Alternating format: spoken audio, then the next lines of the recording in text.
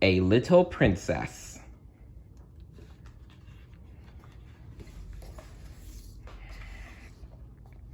One day, as Sarah was passing the sitting room, she heard Lottie Lay, the youngest girl, crying.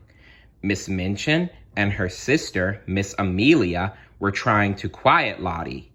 They pleaded and scolded, but nothing worked. Lottie cried harder. Finally, Miss Minchin threw up her hands without hope.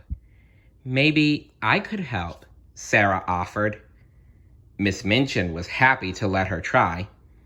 When she was alone with Lottie, Sarah sat down on the floor beside her.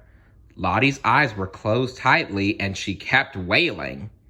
Finally, Lottie opened her eyes. "I haven't got a mama," she howled. "Neither have I," Sarah said. Suddenly, Lottie stopped crying. Sarah didn't have a mother either. Then she must know what it was like to feel alone. Lottie wiped her eyes. She felt very close to Sarah. Sarah stayed with her, telling her stories until Lottie was able to smile and return to her classroom. Sarah was like that, helpful and kind.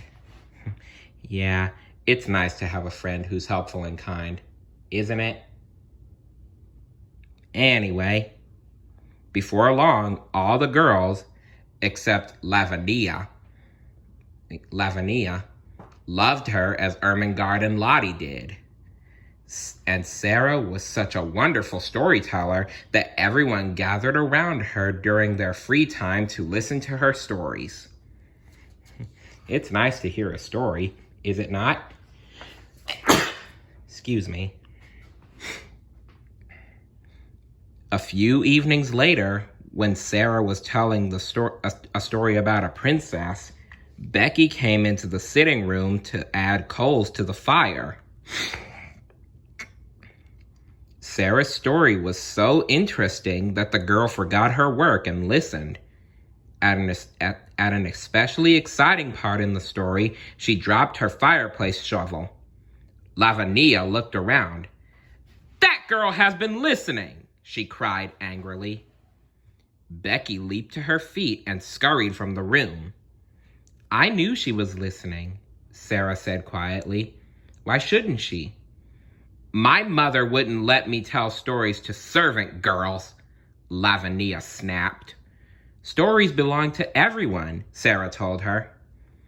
Later, in her room, Sarah found Becky asleep in an easy chair near the bright crackling fire. Becky awoke with a frightened gasp. "Oh, Miss Sarah," she said as she struggled to her feet.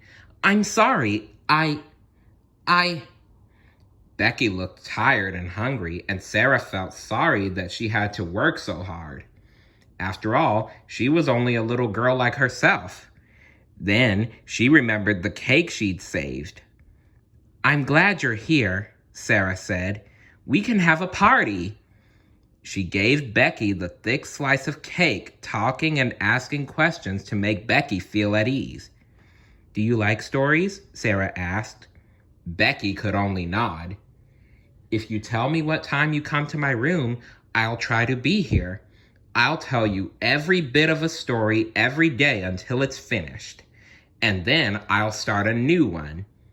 Becky left the room as happy as she could be. She had an extra piece of cake in her pocket and she was warm. Most important of all, she had a good friend in Sarah.